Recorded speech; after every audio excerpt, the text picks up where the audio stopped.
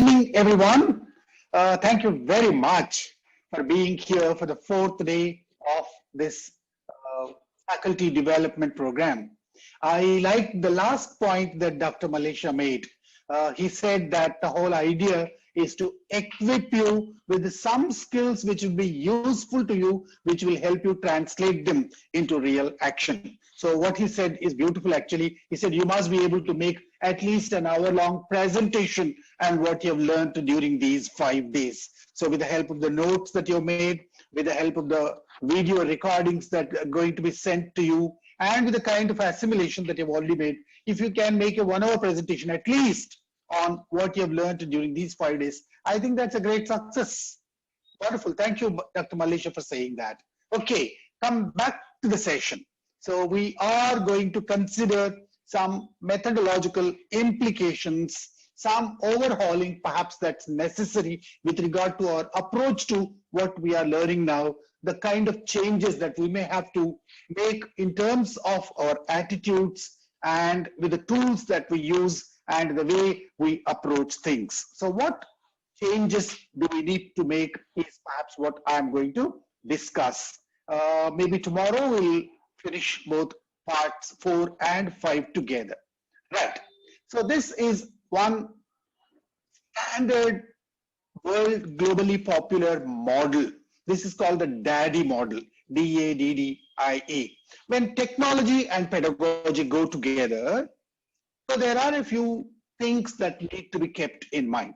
What does this DADDIE say? D-A-D-D-I-E is an anagram. So that is created by somebody. It's called the DADDIE model. Maybe the name of the person who created it is DADDIE. And define the intended learning outcomes.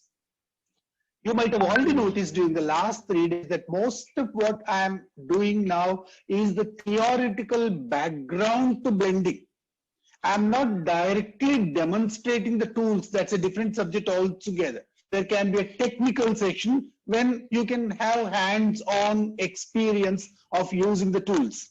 My focus is on helping you. Why do we need these tools? How do we use these tools? What is the urgency to learn them? What is tomorrow likely to be? And what changes do I have to make to my approach to teaching? So this is the focus of my presentation. That's why there's not much focus on the tools themselves. Okay, so this model tells us that there are 6 areas in which we need to focus when we try to assimilate technology into pedagogy. Strictly speaking, this is not much to do with technology. Even without technology, leave technology apart, even if you're just considering pedagogy, the same 6 steps would be there. What do you do first? You define your outcomes. What is the expected outcome of a certain course that you are teaching?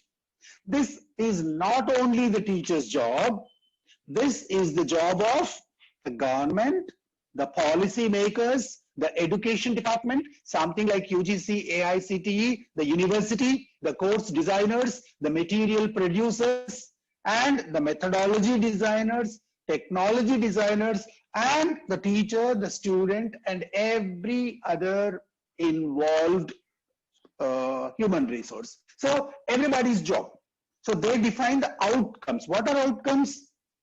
What is likely to happen, or what is the minimum that is expected to happen at the end of the course.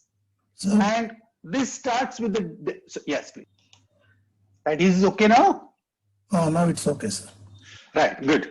So I was telling you that the outcomes are defined, described, and decided by lots of different agencies that are involved in this.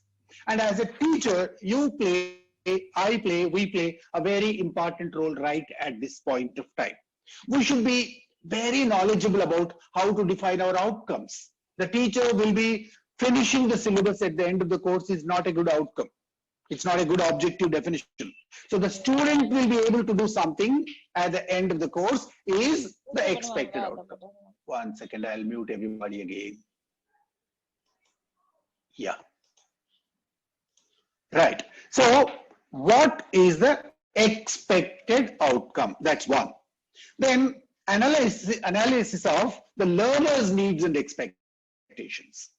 Strictly speaking, this should come even before defining the outcome. So outcome should depend on the expectations. What do the learners expect from this? Why have they joined this course?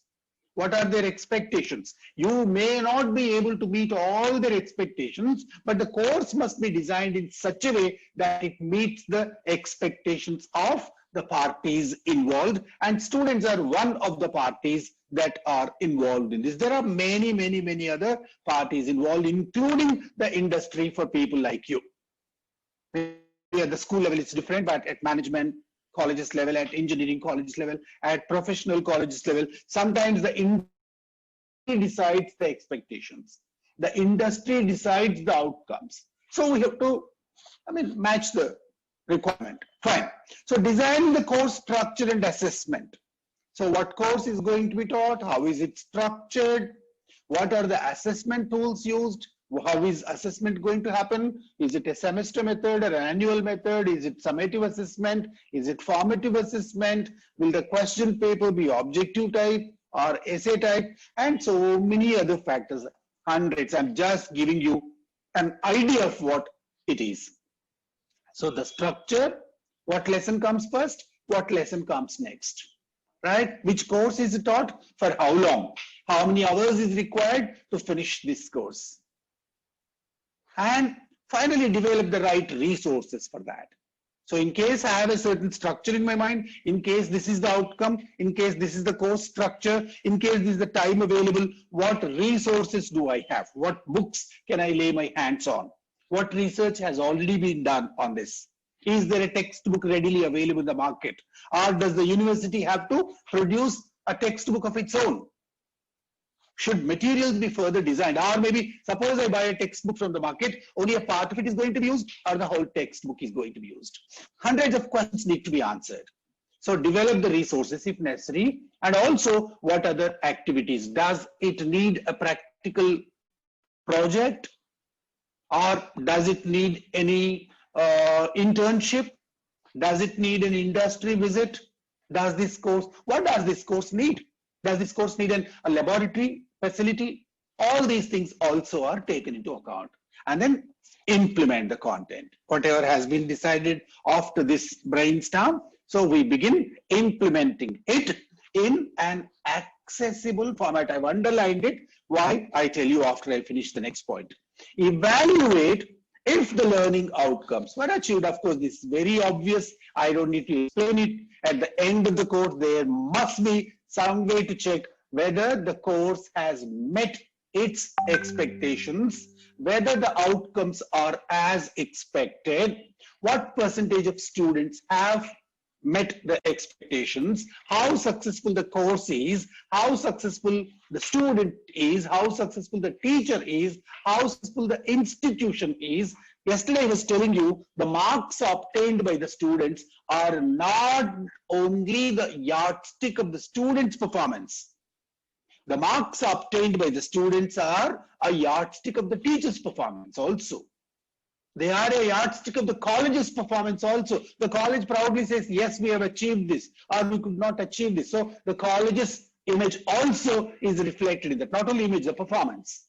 So there is an evaluation that's happening at multiple levels. We think the examination is for students. No, the examination is for everybody involved in that. Sometimes it is an examination of the course structure.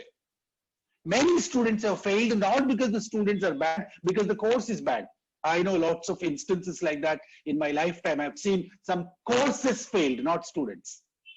The course was such a big flop, it was introduced and withdrawn. Of course, students were used as guinea pigs, and then I think their careers were lost and lots of other things happened. But this is a kind of an experimentation that has been always going on.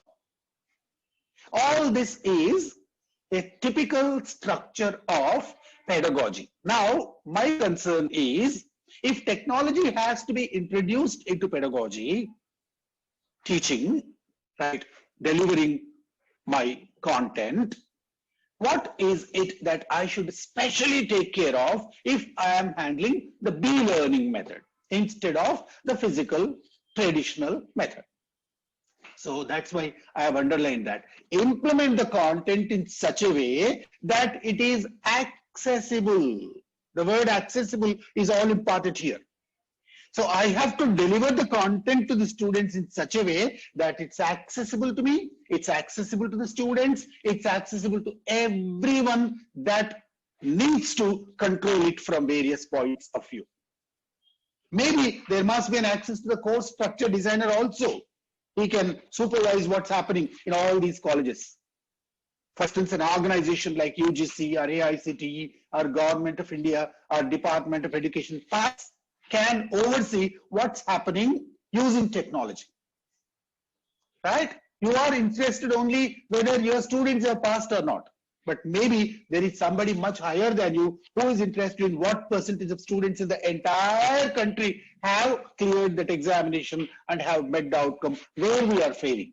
It's not one teacher's failure or one student's failure. It's the system's failure. Right? So what are the parameters on which this should be decided? So this is a very, very larger perspective that teachers have to develop. I think you must be very clear with that, and then your horizons must be larger, and you must deliberately widen your horizons to think the bigger picture.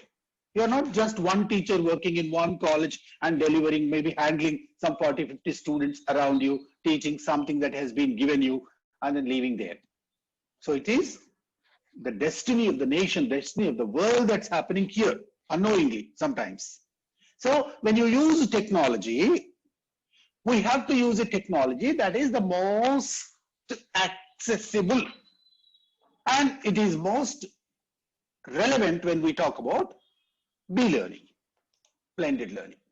Now, some guidelines. I would like to discuss some 5 guidelines. How do you make that choice? If you had the decision, if as a teacher, you had the power to decide whatever tool you want to use within the freedom that you have, even if the government does not tell you, even if the university does not tell you, even if your college does not tell you what methodology to use, maybe you can use your common sense, maybe use your wisdom based on these 5 factors. What are the 5 factors? Point number 1 is the simplest and easy to understand. Most competencies that teachers acquire are generic. They're not specific. Suppose you are a great teacher in the physical classroom, you can easily be a great teacher on the virtual platform also. Do you all agree with me? I'm sure you will. If you are a great teacher in the physical classroom, in all likelihood, you will be a great teacher on a virtual platform also, and tomorrow you will certainly be a great teacher on the blended platform also. Why? Because the skills, the basic skills that are essential to succeed as a teacher are generic, are the same. If you have a good voice, if you have an ability to explain, if you have an ability to update yourself, if you have a passion to teach, if you know the student's psychology, if you know what are the tricks of the trade, automatically the technical skills that are essential to succeed in a new area are only supplementary. They can easily be acquired. Any passionate teacher can acquire them. They're not very difficult. So begin using what skills you already have. Don't say, sir, I never knew what is this Zoom. I never knew what is this technology. I never knew that. This is all new to me. I am confused. I am not able to do this. Never do this. Never say this. Okay? So all that you need to tell yourself is these technical tools that have become the order of the day are not difficult to acquire if I am passionate, and what I already know, what I already have to succeed as a teacher is enough. Right?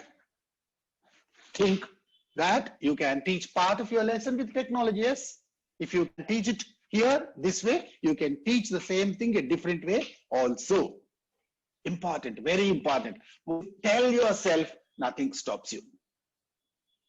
I think I'm repeating it 2 or 3 times to build confidence in you, to tell you that if there is anyone who believes that, no, I am not made for this. So please convince them that technology is only an additional factor that is entering the area of your operation, but your basic job remains the same.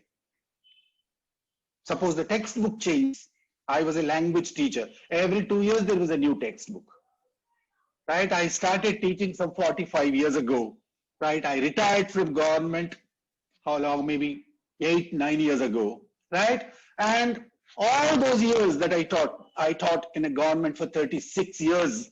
Very long time for anybody in government. So all those years, every 2 years there was a new textbook. Can I say, oh, this is a new textbook, I cannot teach, the old textbook was good? No. And what happened to the textbooks is now happening with technologies, with methodologies. Please believe that. The second one, turn on the cell phones now. Tomorrow, it's not far.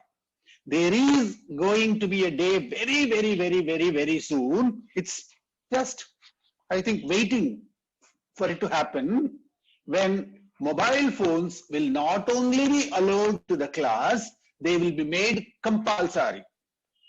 You might have seen schools allowing tablets, laptops. In the other day, I was quoting that IIIT. Every student works on a laptop while in the class. All classes happen in those laboratory-like situations. There aren't any serious theory class at all. Right? So you allow your students to turn on the phones, of course. I mean, like a textbook can be misused, the mobile phone also can be misused. Like a scale or a pencil or a pen can be misused, the mobile phone also can be misused. And that's a different area. I'm not going into that. So, but students will certainly love giving you a treat or maybe a response or a like or something on a mobile phone rather than the traditional way. So tomorrow, in case you have to use this blended way, there are lots of instances when students can perform much better, much more interested with a cell phone on their hand. It can be a cell phone, it can be a tab laptop or whatever. So be ready for that. I think this is not very far. Then when you send some work home, suppose you give a homework item, suppose you give a project, there are two options. So suppose there is some component in your syllabus which is easy and another component which is difficult. Which do you teach in the class and which do you give as homework? Generally, I think many teachers do the easy one in the class because it's easy to explain, and the difficult one, they give a lot of time and say, okay, you have plenty of time, do it tomorrow. I give you the simple example of a mathematical problem, and this is a difficult one, go home and struggle. Right? Instead, if you just change the order and you give easier ones home and do the more difficult ones in the classroom, I think the students will naturally love to attend your classes because the more difficult ones are dealt here and they must come to the class and they love coming here because you are going to help them, and the easier ones anyway, they can happily enjoy doing them. I think this is I think the teacher is the judge. At every point of time, the teacher has continuously, subjectively evaluate what is good to be taught in the classroom while the students are with me. Right? Have I helped them do something that they cannot do on their own? Or am I giving them something that they can happily do on their own? Because these days you might have seen students coming hardly 1 week before to college, or sometimes not coming to college at all, still are passing with very high marks. They are scoring degrees. Why is that happening? Maybe because the examination system is bad, maybe because the course material is very easy, maybe because it's easy to pass the examination, and 100 other reasons. But I am looking at not those reasons. I am looking at, have I considered the more difficult parts or components of my syllabus, my text, my material, my presentations in the class, so that the student feels a need. If I go to the class, oh, I learned something. There is something new for me here. There is something complex that I cannot do on my own. My teacher helps me. And of course, when I go home, there is a little more interesting thing. Maybe there is a game, there is an activity, there is something interesting. There is no longer a big challenge for me, and I use my time to do that. Please do that. Then create some in-class group work. This is called collaboration. I don't know how many of you are familiar with pair work, group work, collaboration. In management college, of course, you know, project works, etc. But in every class, have something like student interaction within the class while you are there.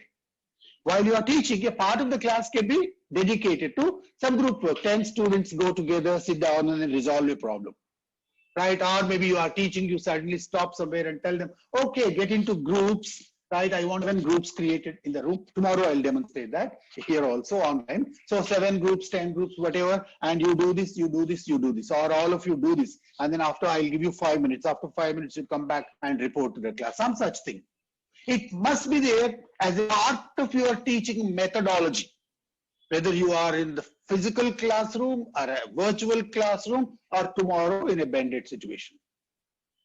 So make it a point to allow a lot of collaboration, student-student collaboration. If necessary, student-teacher collaboration.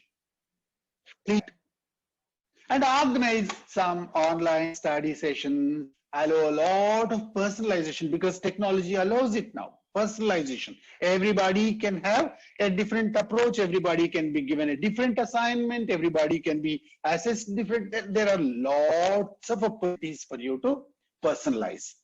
I was making a mention of it, I think, the day before, how assessment can be taken care of in this context. Suppose somebody answers question 1. I mean, suppose you have given a question paper and there is a bright student in your class who has finished it very fast. Within 1 hour, he has finished it. So he did not stop because he's interested, because he's fast, because he's bright. You can give him a second assignment, which is not necessary for everybody, available only to those who are the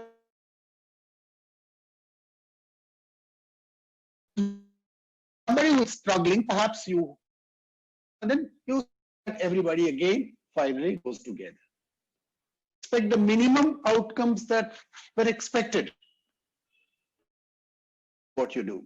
And finally, use a variety of tools. Any single tool is boring, monotonous. Use a variety. The more, the better. As many possible things as possible. There is a question, there is a statement, there is a activity, multiple kinds of things happening in the class. Make the class distinct, and the same thing is relevant to blended learning also. Okay. I think you've taken a look at some of these conferencing tools. Most of you are familiar with them. The one that we are using today is a Zoom meeting. I will allow you to come switch on your microphones. Of course, I did not give it to you as any home assignment because most of you are familiar. From the answers that I received today morning, I realized that quite a lot of you are already quite familiar with most of these platforms and tools available. That's why what I'll do is, if anybody is interested, I'm sharing the results with you. So let's look at from the bottom. The last one, scope for both synchronous and asynchronous learning is absolutely essential because that's the very purpose of going blended. When I say blended, I gave you 2 qualifications, one physical plus virtual, one synchronous plus asynchronous. So synchronous and asynchronous must be such that they must be able, you must be able to combine them. Then only it becomes a real blending. So 4th one is essential and it's not the correct answer there. The 3rd one, availability of quick, reliable statistics, essential everywhere. Right? In blended learning, it's essential. In virtual learning, essential. In physical learning, it's not possible. Physical learning, how can you give instant results? Right? Even if it is it's a multi-choice question that you have administered to your students, unless the paper comes to you, unless you see the answer, unless you see the answers of everybody, you do not know. So instant answers, instant analysis, right, instant statistics are not possible there. Whereas in virtual platforms, it's possible. In blended learning, they are much more possible. The third one, luckily, only one person thought wrong, I think. Easy access to students and teachers to communicate. That's the whole idea. Again, blended platforms should be such that there should be plenty of opportunity for students and teachers to interact, communicate, connect, right? Seek doubts, seek clarifications, ask questions. Give clarifications. So the teacher and the students must be able to access the concept, access the platform easily, so that I think learning happens. So the third answer also is not relevant there. I mean, it's a good practice for blended learning. And I've asked you to choose something that is not necessary. So editing a lesson plan. I mean, editing a lesson plan any day can be done manually, any day can be done. I mean, on your system, if you have a Word file, if you have a whatever other file you have, you can do that on your own. You don't need blended learning for that. At the best, you need a laptop, that's all, or maybe some technical tool, whatever tool you've used, you need that. Otherwise, if you have written it in pen, that's all you need. So it's your personal effort that's needed. The students have nothing to do with that. Others have nothing to do with that. And you don't need any sophisticated technical tools to edit your own lesson plan. So the correct answer is 1. And this is not necessary. Sorry, 1 second, please wait. I think there is a problem with internet, I think.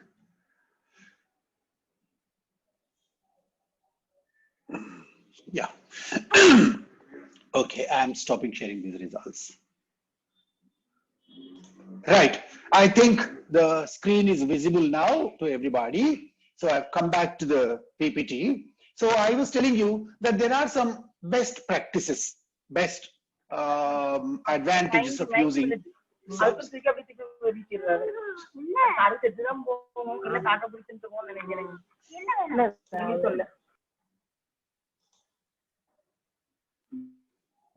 Dr. Malesha, in case you see. Yeah, done, sir.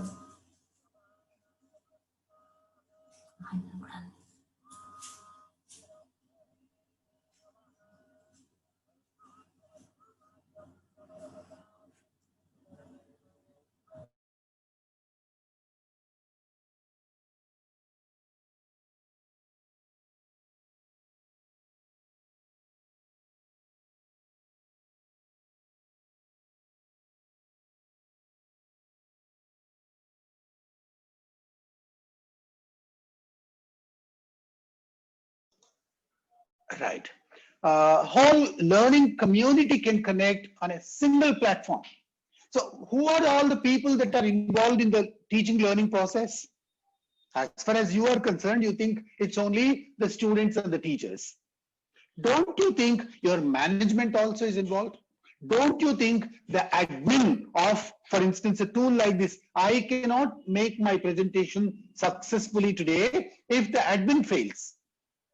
If the admin does not unmute me when I need it, does not allow me to share my screen, or does some mistake somewhere, I cannot make my presentation. So the admin also is involved. So the platform that I choose must be admin friendly, student friendly, teacher friendly, staff friendly, parent friendly, in case it's available to the parents. These days, I think all school lessons are happening online, and parents are closely guarding, supervising what's happening, I mean, on those technical gadgets. And I think that has led to lots of trouble also on many accounts, right?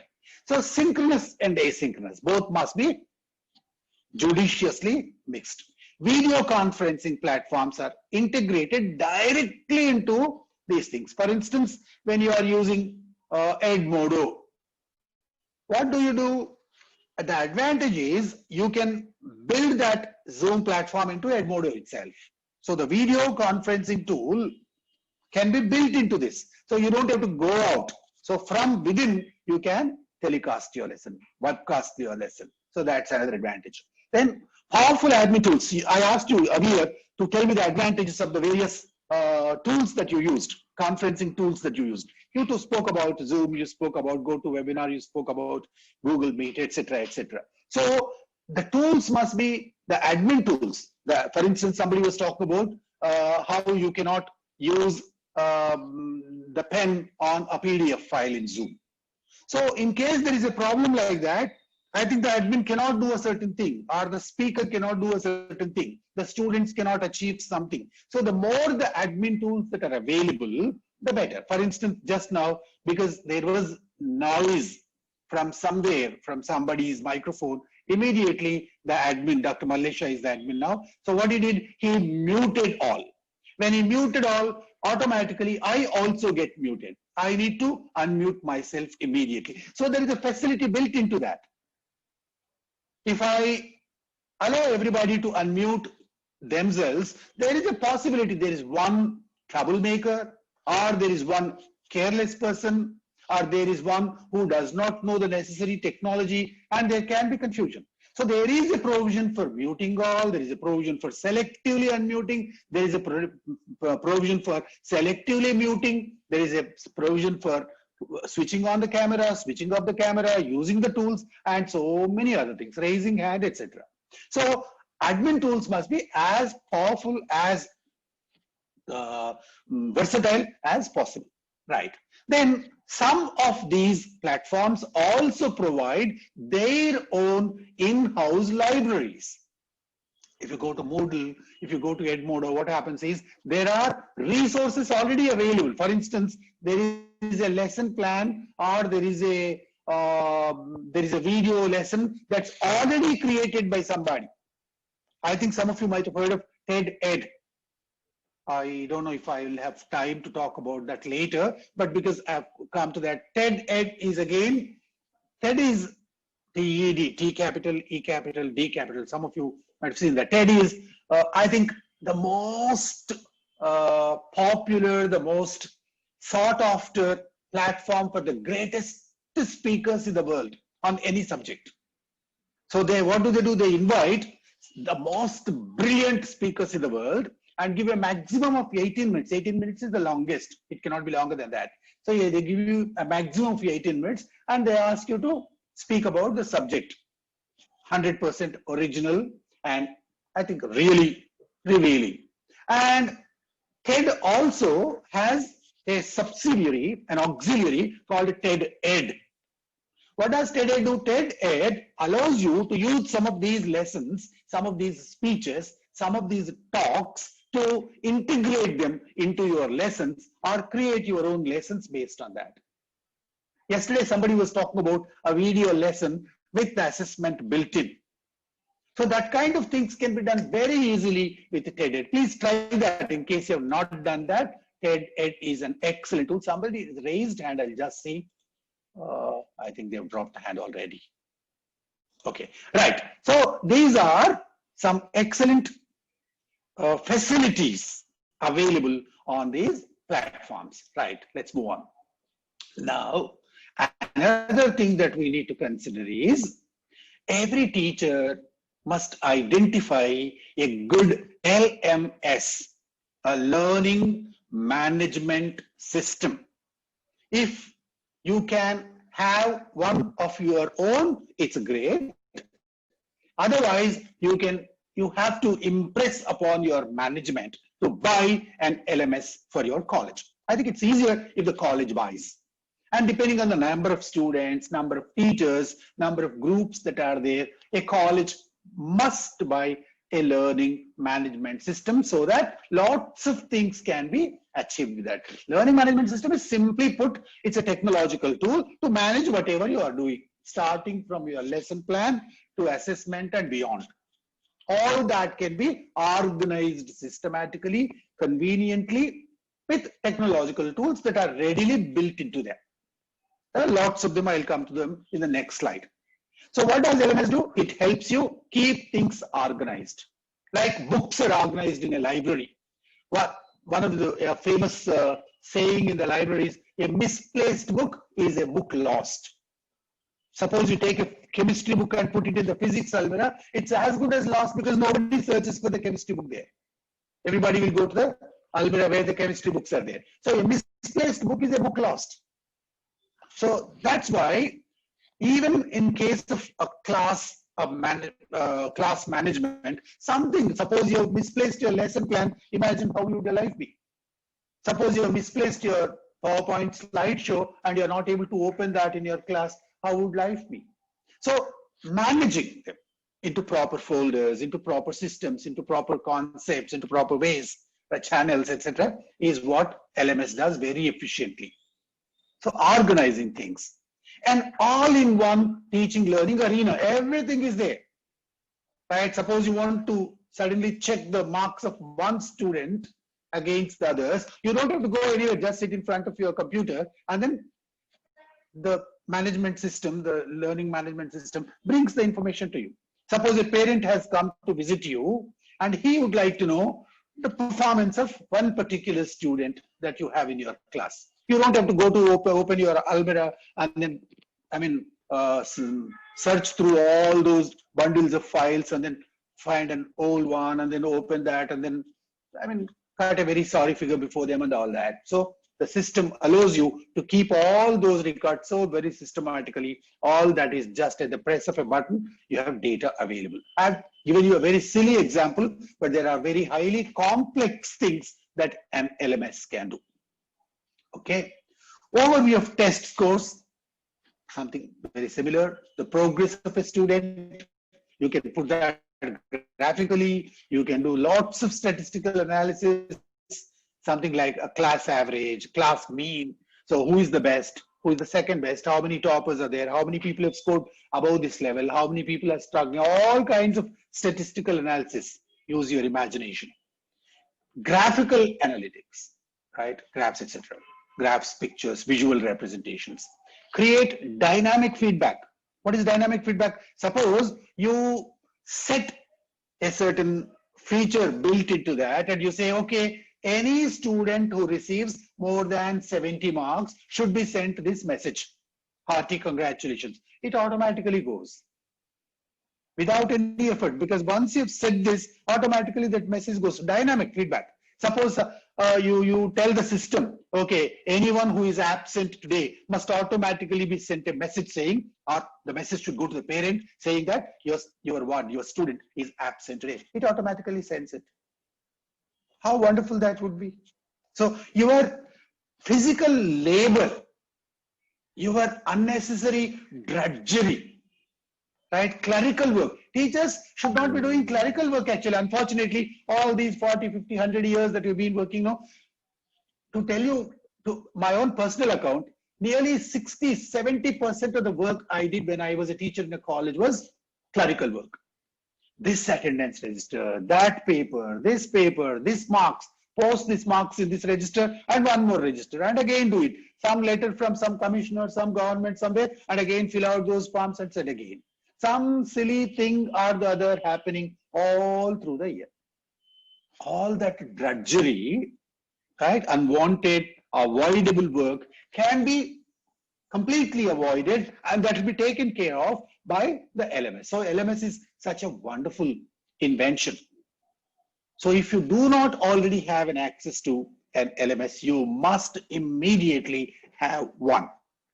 Yesterday, some of us worked on something very similar.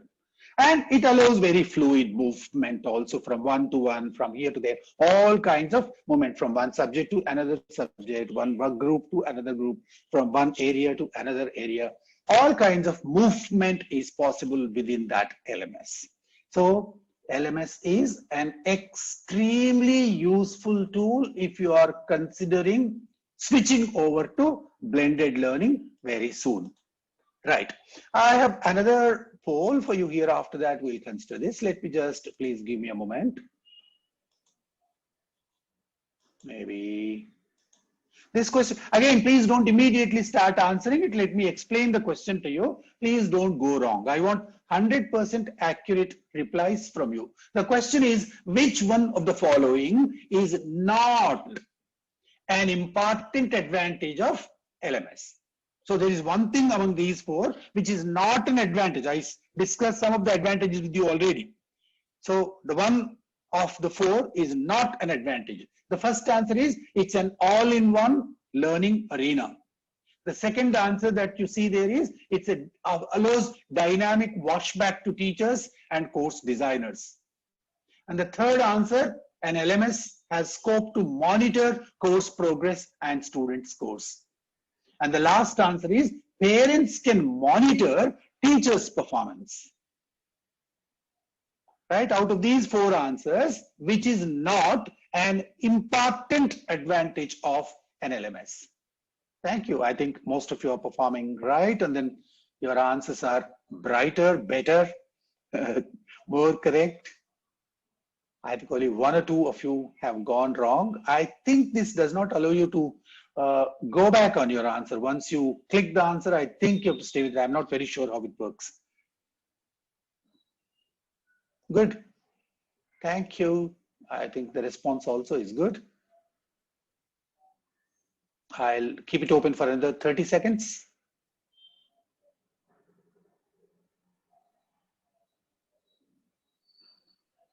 So one of the four is not an advantage of an LMS.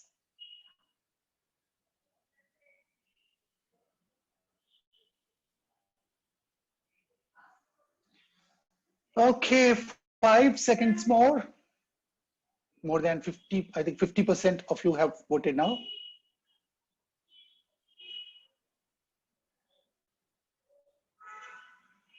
Right, I'm closing the poll now and I'm sharing the results with you. Thank you very much. 70% of you have given the correct answer. What is the correct answer?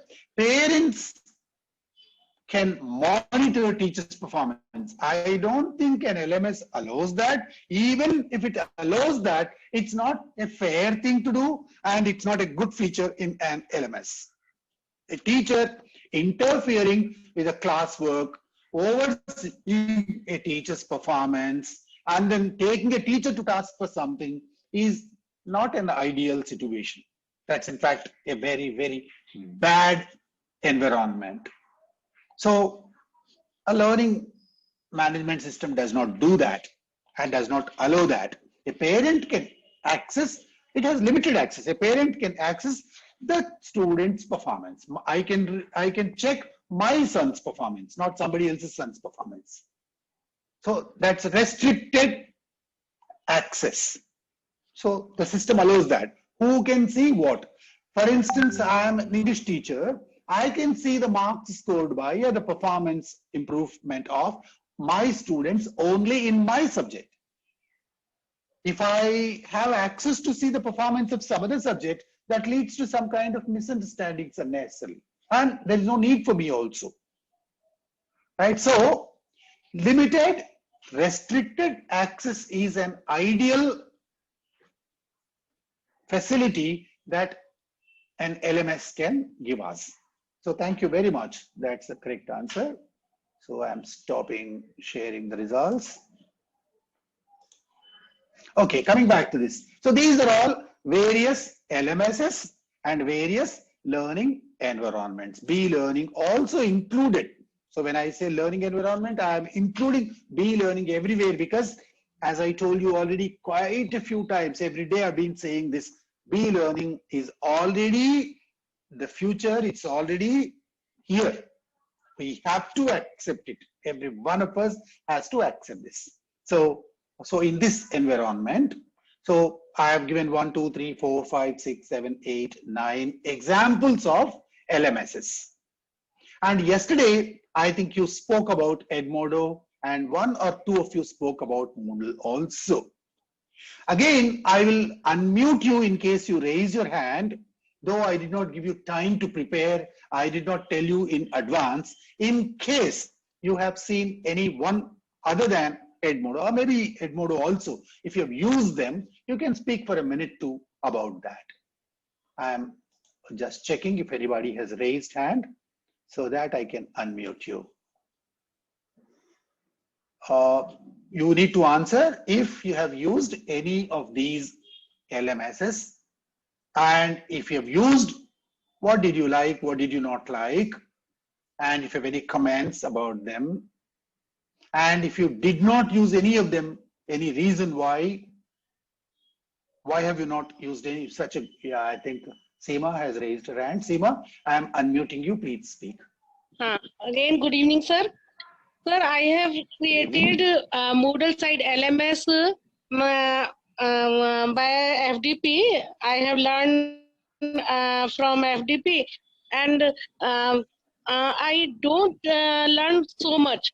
So I have created, but just before 2 and 3 days, it was deleted due to, I think, so expired time. So I want to know that how can I create it again and can use, because I have learned more and it is better. It is best system.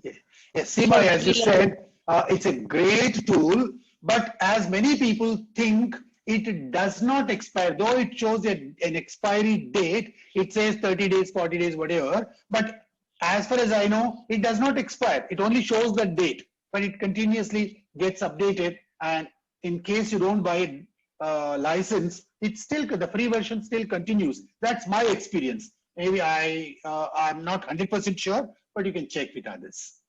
Right. I think Narendra has raised his hand. I am unmuting Narendra. Mr. Narendra, please. Good evening, sir. Am I audible, sir? Good evening. Yes. Yeah. So Moodle is a great platform which I'm using for not only teaching but also to assess students. See, we have more than 15 types of questions which can be asked in the quiz activity. So multiple choice questions we find in many LMSs. But in addition to multiple choice questions, we also have questions like short answer questions where the student can give the answer in 1 or 2 words. So in multiple choice, a student can make a guess which may sometimes be correct. But when it comes to fill in the blanks, guessing the answer will not be possible. So we cannot choose one answer randomly. That's not possible. So in addition, we also have questions like close questions, CLOZE, close. Correct. Where a student can give multiple types of answers, and we also I make use of a feature called a drag and drop. So I have a figure. The various parts have to be dragged and dropped on the right place. The type of question is there. It makes the learning interactive. Interesting. Right. And just before me, one participant was asking about Moodle being closed after 2 or 3 days. So there are 2 sites actually for free hosting. One is Moodle Cloud, which has got 25 days trial, and the other is Genomia. Genomia is free forever. If you start an account in Genomia, we can keep on using it. That's the platform which I'm using for teaching my students. Right. Both are same. Both are actually same, but I think one account meets both the needs. Both are yes sir. Moodle, both are using Moodle, but Genomia gives it free forever, sir. Correct. You are right. Thank you. Right. Thank you, Mr. Narendra. Thanks. Yeah. Anybody else would like to speak about any other tool, any other LMS? I would like you to try each one of them that you see on the screen. Please take a screenshot of this. Right. I have chosen only the really good ones. Actually, there are maybe more than 1,000 available in the market, and I have chosen some 10, 11 good ones. I think I have used all of them, at least for a very short while, at least on an experimental basis. I see Sai Kishore raising his hand. I'll just listen to him first, and then after I'll continue. Sai Kishore, you can speak now. Yes, sir. Can you hear me, sir? Yes, please. Yeah. I just wanted to take half a minute. Yes, I don't want to repeat what Dr. Narendra said. Besides whatever he said, the other feature that I have used in Moodle is the counseling, or you can say advisor role. Actually, we used to have a batch of students, like say 20, 25 students, and we used to have counseling, or you can say mentoring, through this Moodle.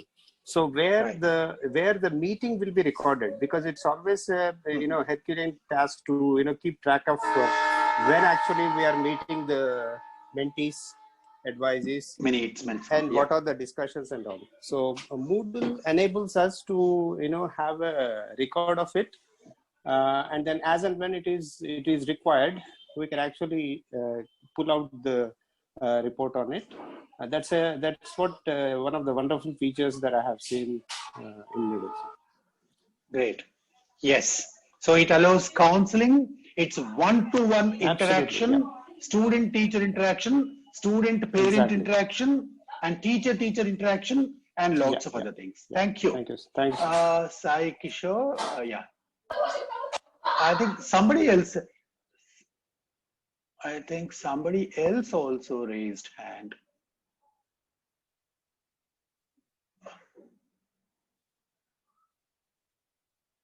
Sai Kishore, have you spoken or do you like to speak? Shailaja has risen hand, I think. Sorry. Shailaja, you can speak now. Yeah, I am done, sir. No, Shailaja would like to speak. Yes, sir. Good evening, sir. Can you hear me? Yes, please. Sir, actually, I think Skillsoft I used once. I just have a normal idea that it will provide us with lot of books and already published articles. We get lot of information. It's like a resource where we can get lot of information. Especially my friend IT, she's from IT background, so she uses that skill.com. Sorry, skillsoft.com. It is a platform where we can get lot of books which are not readily available in the market. Yes. And we get lot of published books, as well as we get lot of information what other eminent speakers have already kept in. See, we get information from YouTube. Similarly, we get these kind of articles from Skillsoft. I'm guessing it. Okay. What you said is only a part of it. It's not only a resource center, it's not only a rich library of resources, but it also is a kind of an LMS. So the last one, Chaitanya has raised her hand. Chaitanya, do you like to speak? No, I think you've dropped your hand already. Hello. Yes, Sir, please. can you hear me? Yes, Yeah, please. actually, I can say that it's the ease of use and security is more in LMS. Even Right. content management Right. is also perfect. And even there is a best feature, I can say, that support of mobile learning. Exactly. Yeah. Yeah. And we can track also. Mhm. Thank you, sir. Correct. Thank you very much. Mr. Chaitanya, I just would like to add, it's not only mobile learning, it's multi-device learning. So all LMSs, good LMSs rather, all good LMSs allow multi-device access, multi-device learning. So today I use a mobile, tomorrow I use a video cam, and maybe I use a complete television. I don't, some of them perhaps have that enabled, and I come back to class and I also listen to a lecture. Somebody has posted a video lesson there and I just watch it on that at my own pace. So all these kinds of easy access, easy interaction, excellent communication, response, immediate and instant response, right, is simplifying the job of the clerical work of the teacher. So I was talking to you, how much work could be unnecessarily avoided? The teacher must be basically a thinker. A teacher must be basically a wise person who brings wisdom to the students, not just knowledge. Knowledge is anyway there in the books, and students these days have greater access to knowledge than we do. They're faster. They can use a device faster than their teachers, and in the moment, even before you've finished asking the question, the answer is ready with them. So a teacher is not a knowledge deliverer. A teacher brings thoughts to the class. He makes its students wiser, right? And if one has to do all that, our physical workload must be less. Our drudgery must be lessened, and LMS does that. So please understand that. Please don't think, oh, this is something unnecessary. Why do I need this? Right? So if you want to make yourself greater, scholarly, wiser, more useful to your students, more productive, and if you want to feel the satisfaction of having achieved something really great by reducing your manual work, I think you must choose an ideal LMS for you. If you do not have one, please meet your principal or management tomorrow and tell them, sir, our college needs this. And then maybe whatever resources they have, depending on that, and whatever factors go into that, depending on that, ask your college to buy an LMS so that all students, all college teachers, everybody has access to that. Absolutely essential. I think personally, there should not be a college which does not have a standard official LMS license. It is compulsory for everybody now. So please do that. So I was telling you, after you go back home, please do your own research and at least have a basic idea of what these LMSs are. Maybe you will find something better than the ones that I have listed here. You can choose any one, become familiar. The free versions you can try, but most of them have free versions and paid versions. The higher levels are paid versions. At least the basic versions, you can start using them. If the college does not buy, at least you can start using it. I have at least half a dozen friends in Hyderabad who have done extraordinary work in engineering colleges on Edmodo very highly successfully. And there's, I mean, the performance of the students, I mean, they have recorded, they have researched and recorded the improvement in the outcomes just because they used these LMSs, right? So these LMSs help us administer, document, track, report, deliver, and all these things on the left side. No, on the screen you see all these things it does. And any educational course, and LMSs can be used even by companies, governments, other establishments, businesses. Most of them are using them today. Some of the ones that I have listed here have multi-purpose. Furthermore, the last one, for instance, Topics, its name is now Topics, is, I mean, 2-in-1, education and business. It meets both the needs. And it's really beautiful. I used it. Furthermore, I used it.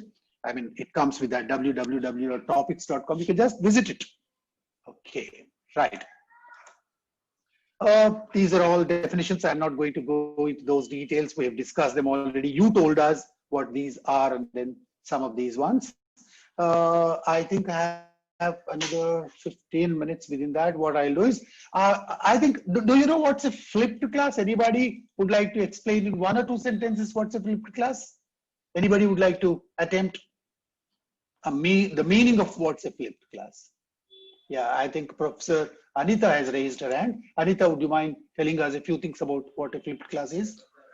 Sir, regarding the flipped class, it is like, you know, in advance we give the material to the students or we give some links or something where they can browse on that and then read the material and then come back to the class, and then they are going to present, instead of the teacher presenting, the student is going to present to the class. So that is what. Professor Anita, have we tried anything like flipped learning during this program?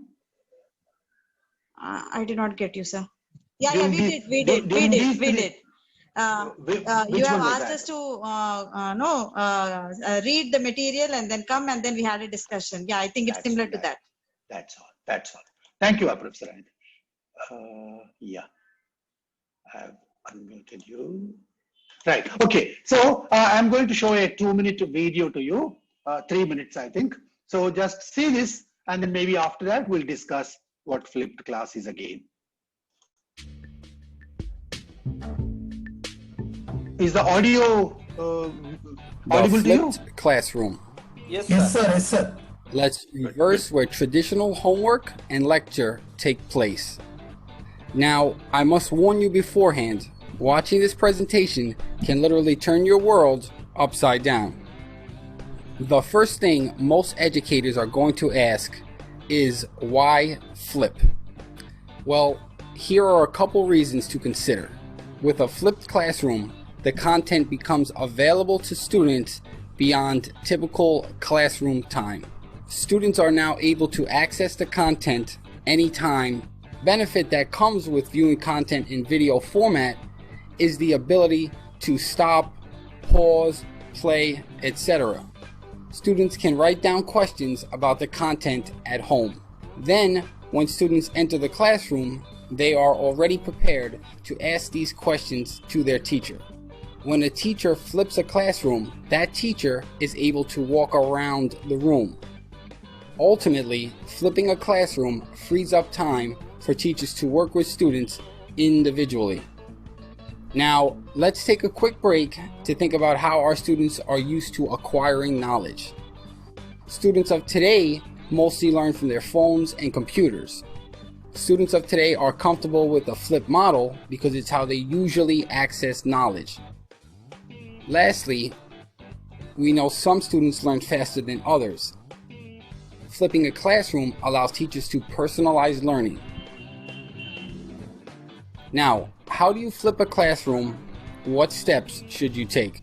Right now, I'm going to outline an 8-step path that I have successfully used to flip my classroom. Each step is represented with a star. The first step in flipping a classroom begins with the buy-in. Get your students, parents, and administrators on board with the flip model.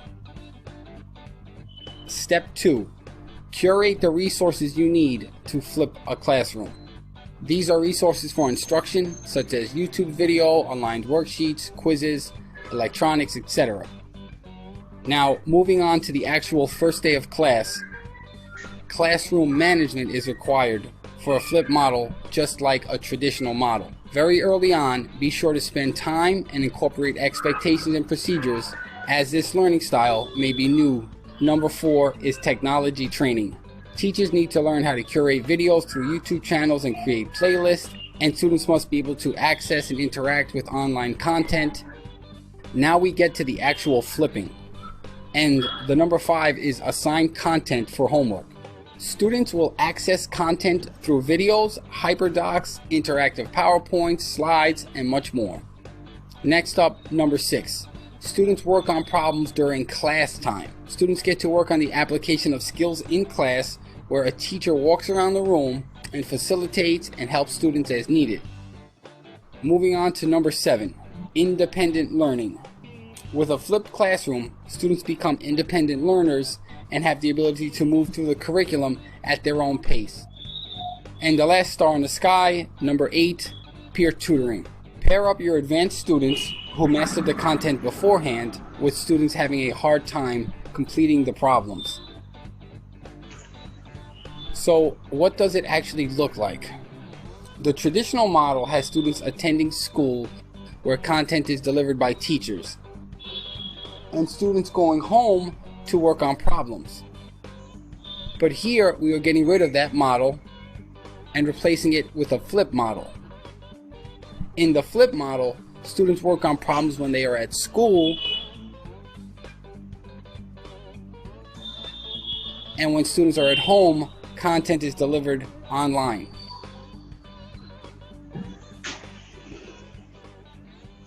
Here are a couple tools you may need when flipping a classroom. YouTube will allow you to provide video lessons. Social media can help disseminate content. Devices to access online content. Google Doc links, slides to learn content, and sites to find the content. Readings can be used. Traditional way, and what we will stop here. Right. So what we did was the classwork always included delivery of the content, and the homework always involved problem solving. But now we are thinking of it the other way around. Very clever thought, very clever innovation. So what do? We deliver the content to the student at home. The student goes through, like you did in the morning, those who answered me on WhatsApp today, yesterday, and the day before, the assignments that I gave you, led you to this class. Actually, in case we had structured it slightly differently, we could have had some more time on discussing any issues that you had in answering that. Right, so this is the change. Blended learning is a form of flipped learning. Or maybe there are two different names, that's all.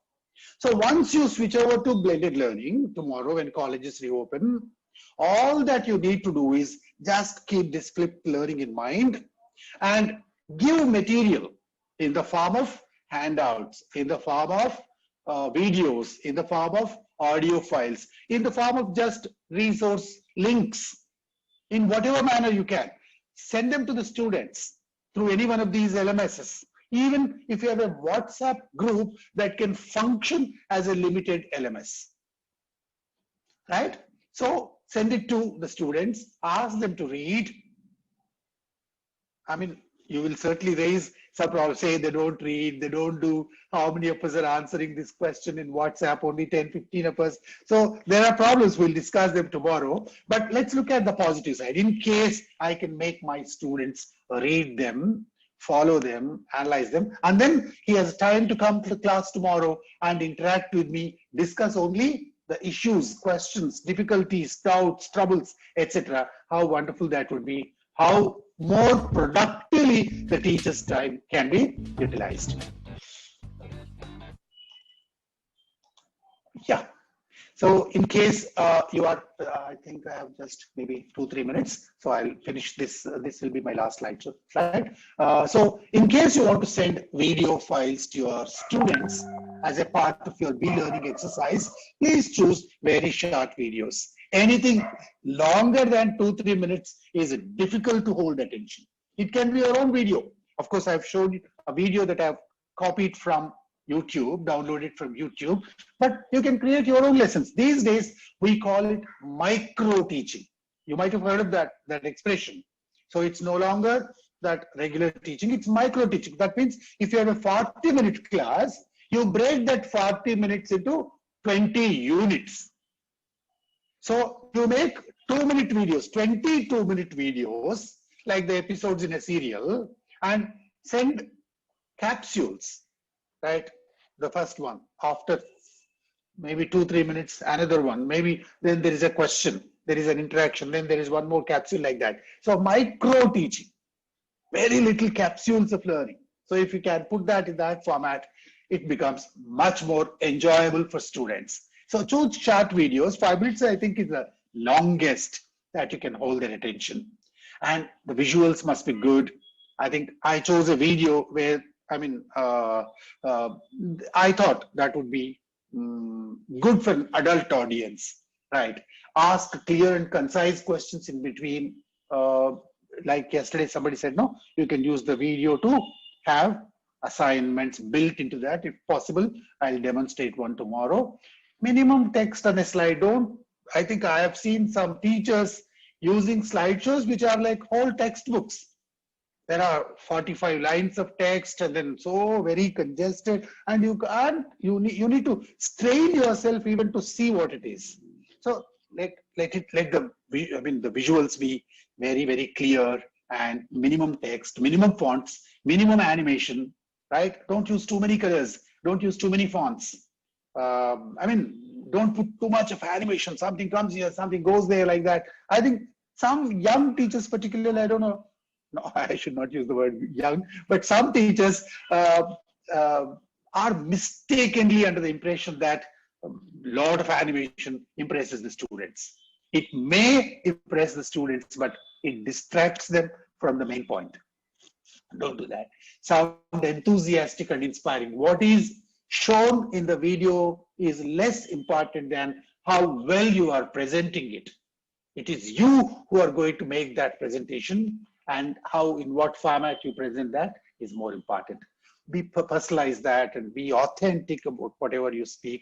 Encourage students to take notes. All these are some very simple guidelines to make your presentations. Screencastify is a really simple way to record I'll screencasts. share with this tomorrow. Right. So I'll stop here, and maybe in case you would like to have any questions, maybe another 5-10 minutes, I don't mind waiting. And you can either write in the chat box or you can raise your hand. I see one Kanaka Durga Rao raising hand. Maybe perhaps I will unmute you. One moment, just give me a moment.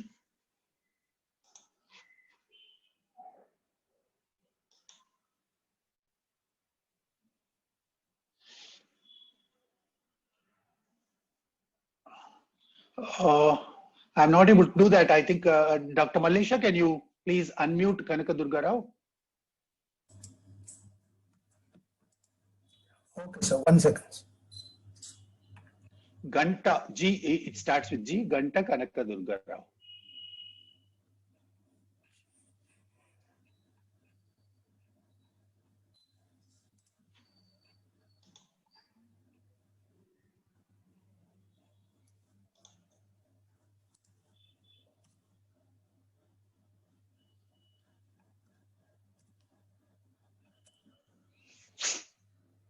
If anybody else has any question, you can. Yes, sir. I have one question. It Yeah, may please. not be pertinent to our things.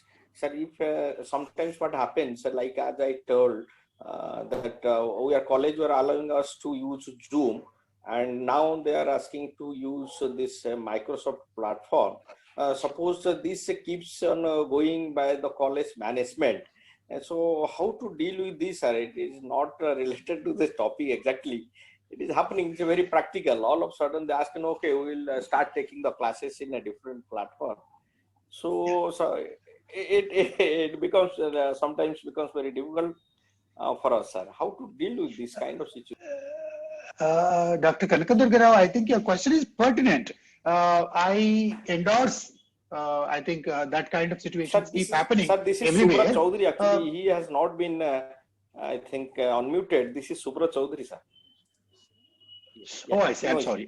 Mr. Chaudhary, I agree with you. These kinds of problems happen quite often in many departments, many colleges, because managements have a different perspective. They have to think of the budget. They have to think of the convenience. They have to think of the large numbers. And they have to think of lots of other factors also. And that's why sometimes such things are, they happen. And as a teacher, I must be ready to accept, in the common interest of everybody, to switch over to something newer. And if you look at it in a larger perspective, most of these LMSs, most of these platforms are not, drastically different. There is a difference here. There is some tool available, some tool not available. If I have used Zoom, I can use any other conferencing platform also with a little difficulty. On the first day, I will have a difficulty, but 2 days, second day, third day, fourth day. So it's not that difficult. Some tools may not be available. I have to compromise on that. So whenever there is something beyond your control, you cannot change that. So you have to accept that. There is a saying in English, what cannot be cured must be endured. So if you can change that, if you can have your say, if you can impress upon the management and ask them to continue with status quo, continue with the tool that has already become familiar with the students and teachers. So do that. If that's not possible, the management has its own reasons. And then it tells you, no, we cannot do that, do this. Please learn. Maybe it's another 1 or 2 days for you, that's all. It's not, lifetime practice is not needed. So you just need to switch over. Right. I think it's 7:30. In case of any other questions, maybe you can send them to me in the WhatsApp group, or maybe you can chat with me. We'll stop here, Malaysia. Okay, sir. Thank you, sir. I think the participants whom you ask is not having microphone, sir. Okay, I see. That's why you could not unmute it. Yeah, Kanaka Durga, you can actually you can post your question to me later. Okay, sir. Okay. Thank you, sir. Thank you. So you are the host now. Shall I leave?